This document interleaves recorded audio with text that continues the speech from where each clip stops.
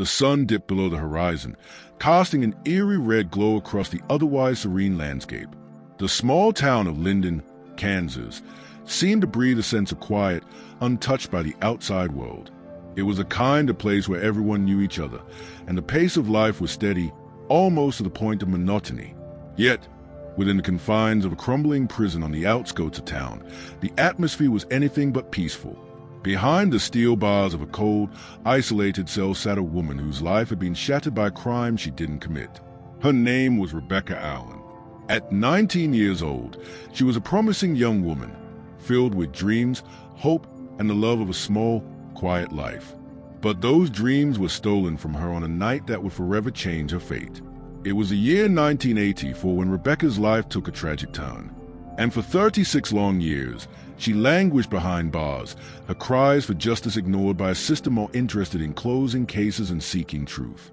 But what if the world had gotten it wrong? What if everything we thought we knew about Rebecca Allen and the crime she was accused of was a lie? As we delve into the shocking tale of wrongful imprisonment, prepare for twists that will leave you questioning everything, because Rebecca's story is one of the most heart-wrenching miscarriages of justice in modern history. Stay with me as we unravel the mystery of the woman who was wrongly convicted, imprisoned for 36 years, and fought for her freedom every single day. If you're new here, don't forget to like, subscribe, and share to support our true crime community. Your support helps bring stories like Rebecca's to the light. And make sure to hit that bell icon so you never miss another gripping case. It was a typical Tuesday evening in 1984 when the phone rang at the Allen family home in Linden, Kansas. Rebecca, only 19 years old, was curled up in her childhood bedroom, reading a novel, as her mother, Carol, prepared dinner downstairs. The smell of freshly baked bread filled the air, a comforting, homey scent that wrapped around the house like a warm embrace. But this evening would be different. Little did Rebecca know, that phone call would set the stage for a series of events that would devastate her life. Across town, 24-year-old Sarah Johnson had been found murdered in her own home.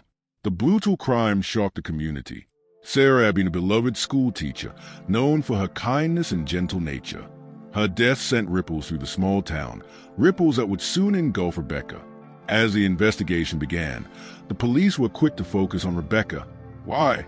Because Rebecca was known to have been a friend of Sarah's, though their relationship had been strained in recent months. There were rumors that Sarah had been seeing someone that Rebecca had a brief fling with, a past she had buried long ago. Despite the lack of concrete evidence linking Rebecca to the crime, the police had already made up their minds. In a town that prided itself on being close-knit, whispers spread quickly, and with whispers came accusations.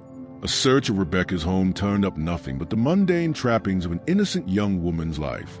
Yet, something about her cool demeanor, her quick answers to questions, seemed to strike a chord with the detectives. They wanted a confession, but Rebecca had nothing to confess. The investigation into Sarah's murder was intense. The police conducted interviews with neighbors, friends, and anyone who might have had any connection to Sarah. All roads, however, seemed to circle back to Rebecca, yet there were no clear motives. Rebecca had no history of violence. She was not a suspect in any previous criminal activities, but she did have a rocky relationship with Sarah, one that had been played up by gossip and speculation. In small towns, reputation could be more powerful than truth, and Rebecca found herself at the mercy of both. The police called in Rebecca for questioning. She arrived alone, as she had no idea what was in store. What followed was a classic example of overzealous interrogation tactics. Hours of questioning, repeated contradictions, and an inability to stay consistent in her story all combined to create the perfect storm. It didn't matter that Rebecca had an alibi.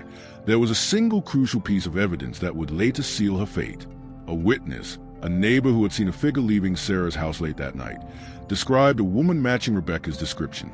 But the witness had been unclear, and the police were quick to seize on it. The story began to snowball. The trial of Rebecca Allen was a spectacle. From the moment the charges were read aloud in the courtroom, the public perception was already sealed. Rebecca was guilty in the eyes of many, even before the trial had begun.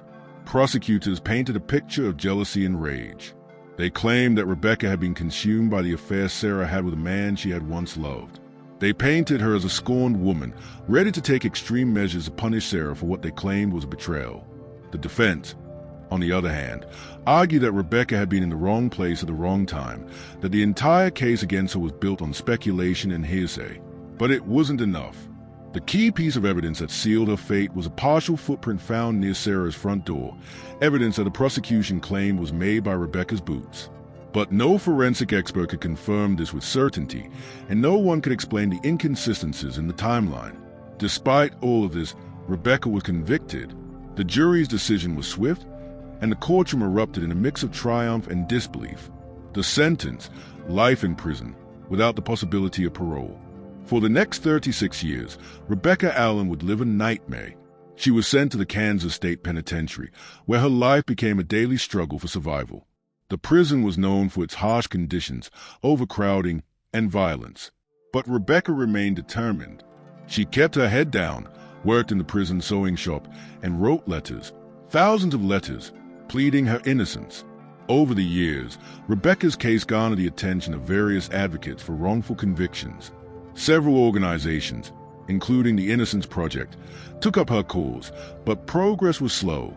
The evidence against her seemed airtight, even though it was based largely on unreliable witness testimony and circumstantial evidence. Yet, small cracks began to appear in the case against her. In 2020, after decades of legal battles, a new breakthrough emerged. A forensic analysis of the footprints found at the scene of Sarah's murder revealed a crucial detail that had been overlooked during the trial. The prints didn't match Rebecca's shoes at all. They didn't even match a woman's shoes. They were the prints of a man's boots. It was a stunning revelation. The DNA evidence from the crime scene had been mishandled during the original investigation. What had been written off as inconclusive years earlier was now being retested. And when the new forensic test came back, they told a different story.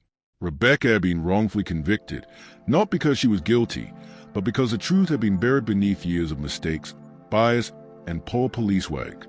The person responsible for Sarah's murder had not been a woman, but a man, a local man with a history of violent behavior, a man who had never been seriously questioned during the original investigation.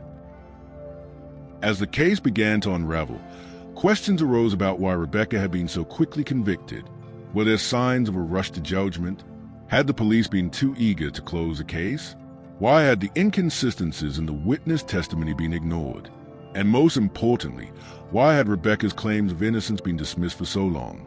The victim's family had suffered, but Rebecca's pain was just as profound. Not only had she been robbed of her freedom, but she had been stripped of the chance to grieve Sarah's death, to understand what had truly happened. The case was revisited, but the story didn't end there.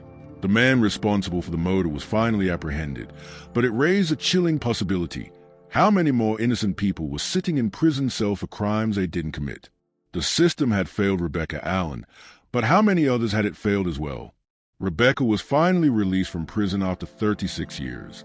At the age of 55, she was a free woman, but the world she returned to was unfamiliar. Many of the people she had once known had moved on. Her family had aged, and the town of Linden had changed. Her life, stolen by mistake, could never be fully restored. The legal system, though, had given her a chance at redemption.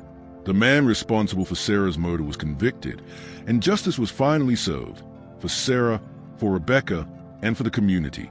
But the scars left on Rebecca would never heal completely. There was a sense of justice, but it was bittersweet. How could anyone make up for 36 years of a life lost?